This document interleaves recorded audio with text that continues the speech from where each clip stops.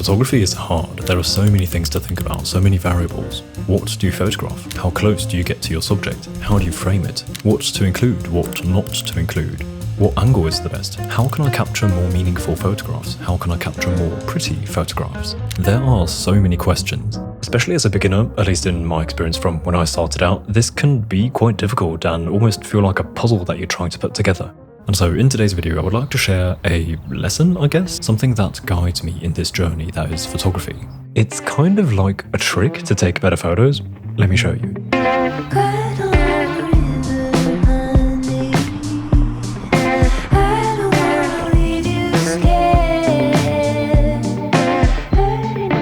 Alright, let's get one thing straight. I'm not talking to you from above like some photography god who's completed the game of photography. I'm just a photographer who's been doing this for a while, but still figuring it out. In fact, I think that is in the very nature of photography and most things in general, that it remains a process of figuring things out forever. I lean heavily into the I'm a student forever kind of thinking here. So I would like to share something with you that I'm often reminded of and that makes me think, why do I keep forgetting this simple thing? Photography consists of variables, and what makes a good photograph is very much up to debate, one that we shall not dive into today. I made a whole video on this topic a couple years ago, which you can check out later if you want to dive into that topic. Basically, the premise of today's video is that there are many elements that make a good photograph. This ranges from the subject itself, the meaning of the captured subject, the composition and technical aspect of photography, and the aesthetic of the photograph. What I want to make clear right away is that today, in this video, I would like to concentrate on the aesthetic aspect of photography. This is something that I see many beginners struggle with. They know what they want to photograph, they know why they want to photograph it, but when they do it, it kind of just doesn't have the power they hoped for because it doesn't look good or interesting or pretty.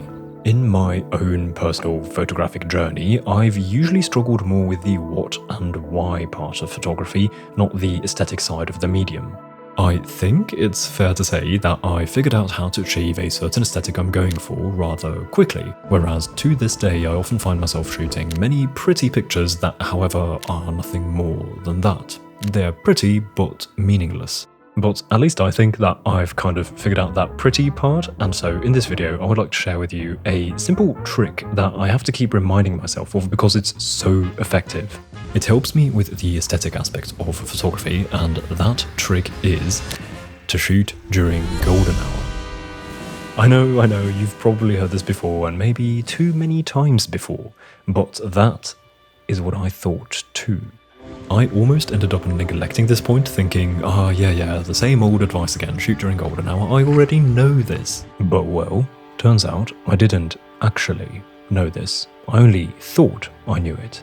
And so it happened repeatedly that my pace of shooting on a day of photography picked up significantly as soon as golden hour came around. This is something I only noticed later when looking at the photograph, and it was in those moments that I remembered. Of course I was struggling the entire day and then finally figured things out in the evening. It's because of golden hour. But why really is the golden hour this special time frame, this special lighting that seems to change everything? That is what I would like to explore more deeply in this video. I want to understand what it is during the day that doesn't work, that does work during golden hour. By understanding this more deeply, we can become more effective photographers and rely less on chance, guesswork, and sheer quantity in our photography. To do this, I would like to take you with me on a recent day trip to the Swiss countryside. Me and a friend went on a wee little road trip there, and of course, I was taking a lot of pictures. And now looking at the results, I think this set of photographs that I shot on this day is actually a great case study for us to analyse lighting and better understand its effect on the aesthetic of photography. So let's hop in the car and get going.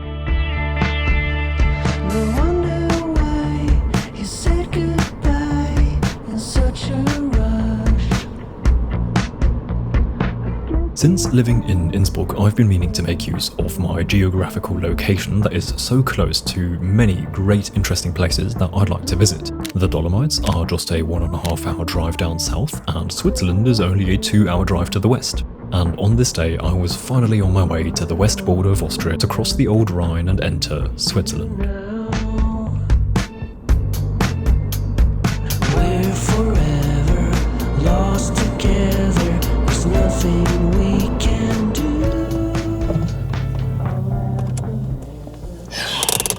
Time for a break.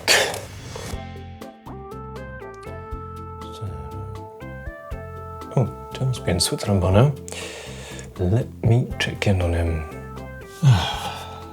Oh, who's that? Hello. Hey, just wanted to check in to ask whether you made it to Switzerland safely. Oh yeah, thanks. Just crossed the border and taking a break from driving now and enjoying some nice scenery here in Switzerland. Hold up. My data plan only covers the EU. Switzerland is not in the EU. This call is going to cost me a fortune. Didn't you say that you got an eSIM for this? Oh, wait a sec. Forgot. Got an eSIM from Morales. I'm safe. Hey, sorry for hanging up. I panicked because I forgot that I had an eSIM from Morales for this trip.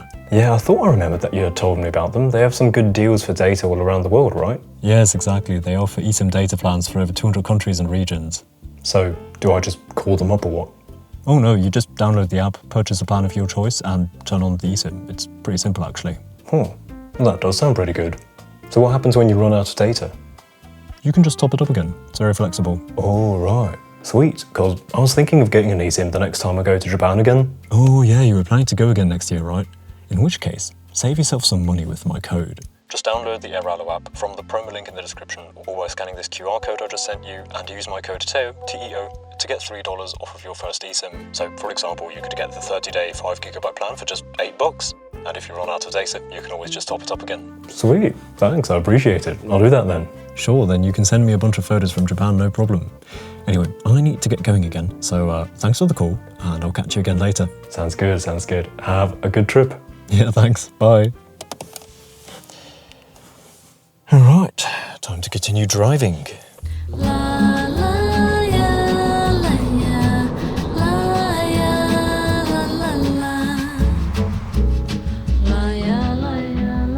I met my friend Jan in this pretty little park in the city of St. Gallen, where we caught up a bit before heading out into the countryside with the goal of simply exploring and practicing some photography. Sua mãe me ligou contando uma história que a chuva levou todo equipamento. Só deixou.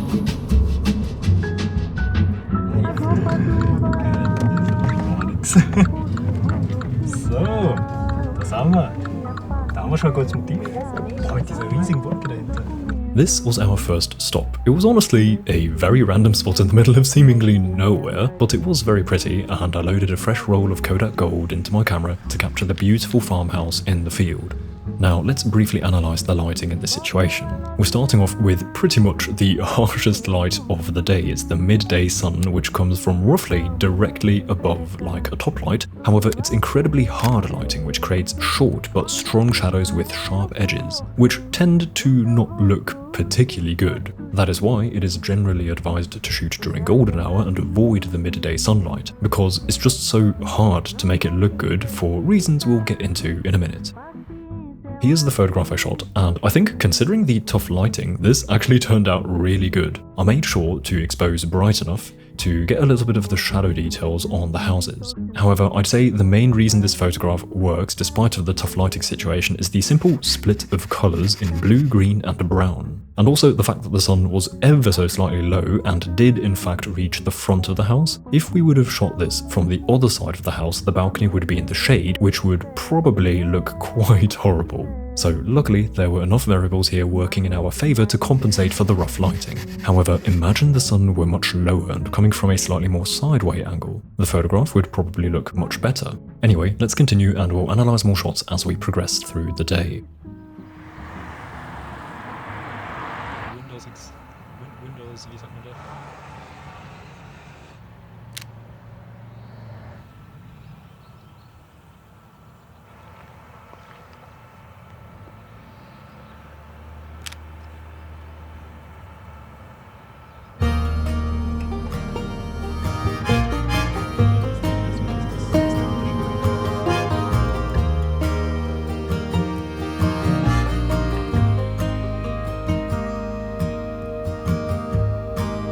How do I say goodbye?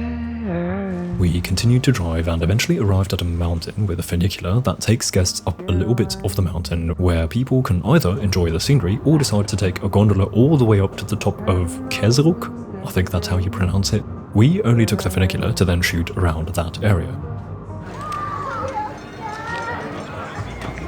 As you might have noticed, the weather on this day was quite fickle, so we were dealing with harsh sunlight at times, and then moments later a cloud would cover the sun, which resulted in a strange, mildly harsh yet much softer top light on the landscape. Despite the tricky lighting, I really wanted to get a shot of the gondola because I was fond of the beautiful red colour and how I could frame the playground in the foreground to create a better sense of depth.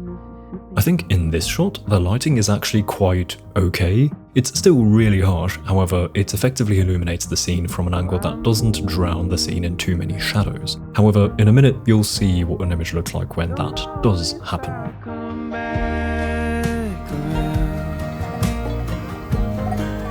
I'm going out to find her now, even if I bleed on.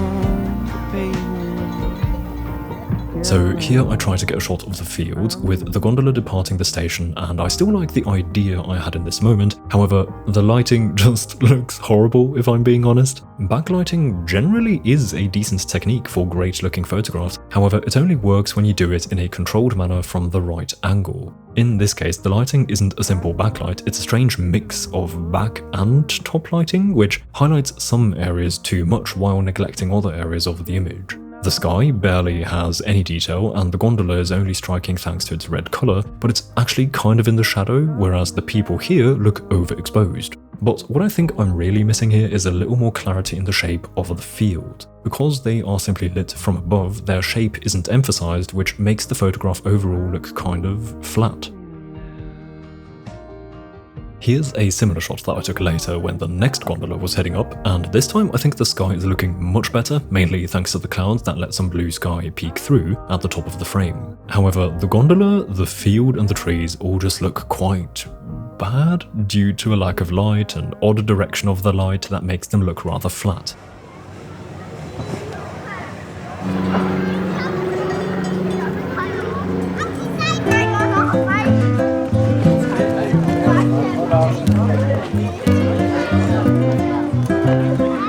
Here's a shot that turned out quite pretty despite the lighting. I think it comes down to the colours helping out a lot here, and the fact that we're front lighting, which looks harsh, but it at least doesn't look flat. Everything is a bit more clear.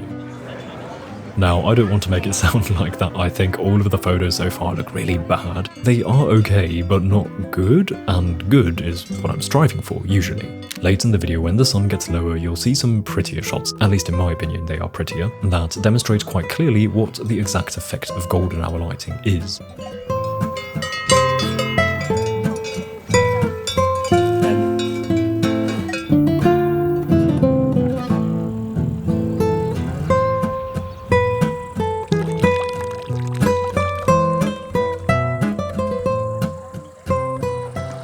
Had a nice little walk along the hills down to this lake where I got this shot. At this point, the sun was sadly covered by the clouds, so the lighting was very flat. This can have advantages. As you can see, I could capture the scene fairly well because the film doesn't need to capture really bright and really dark areas in one exposure. The flat lighting requires a less dynamic range. However, I'd argue that flat lighting runs the risk of simply looking a little boring.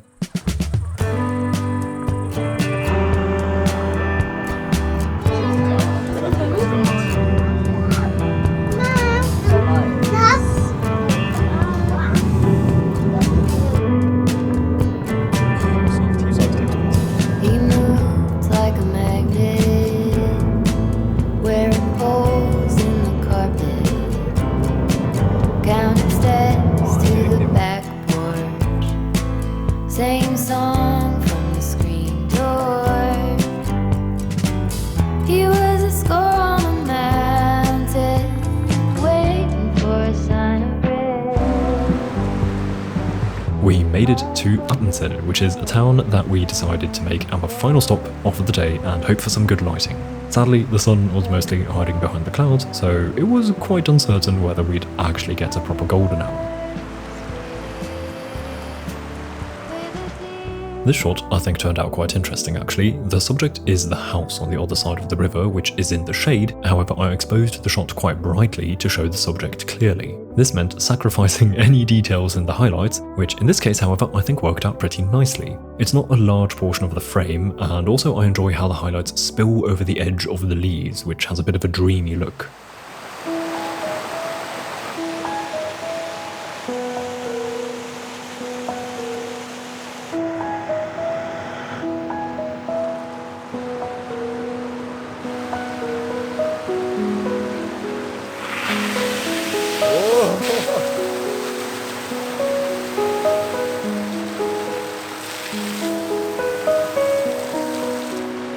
We were exploring the town, and slowly, the weather gods blessed us with some incredible lighting and let some of the golden hour light shine through the clouds.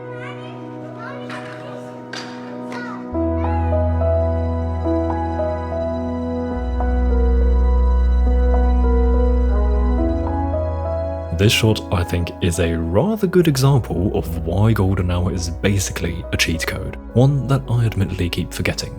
This is one of my favourite shots of the day because the composition and subject work. They're not special, but they're fine. What makes the shot special to me is definitely the epic lighting. I love the warmth of it and the long shadows that it casts of the people on the street. And as a bonus, we even get this bright reflection in the window of a building which adds to the atmosphere of the scene. So I think this demonstrates the incredible power that golden hour has. While the shots I was getting so far throughout the day ranged from boring to alright to pretty decent, this one, thanks to the power of golden hour, is gorgeous. And luckily, the light stuck around for just a bit longer so that I was able to get a couple more shots.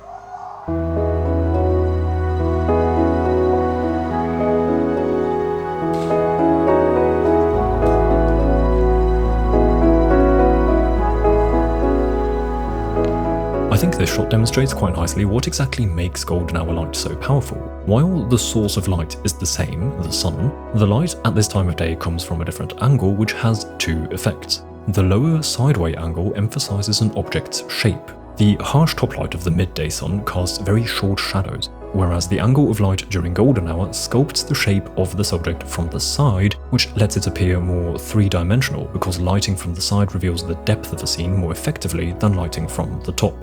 And while the lighting still is harsh, it isn't as bright as the midday sun, plus it is warmer.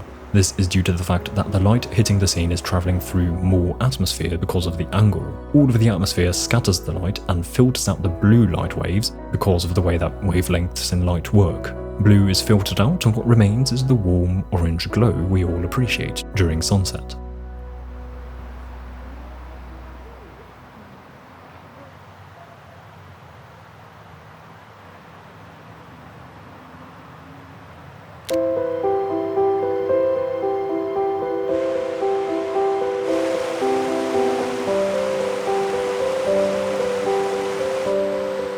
So this combination of features that occurs when the sun gets low is what makes golden hour light so pleasing and why shooting during this time is so powerful. And this is something that I've known for the longest time. However, for a long time, I didn't really understand what exactly it is that makes golden hour so special, the reasons why it makes everything look better. And also, I just keep forgetting that this is basically the simplest trick to shooting better looking photographs. This might be because, well, golden hour is only a very short period of time during the day, and whenever we want to shoot something during a different time of day, we photographers just go with it anyway, right?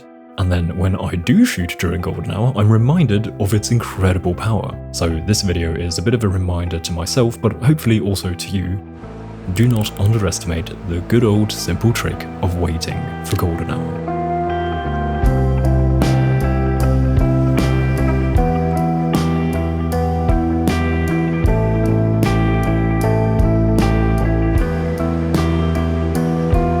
You walk away, didn't. So that was the end of the trip. After that, we drove back to the first stop.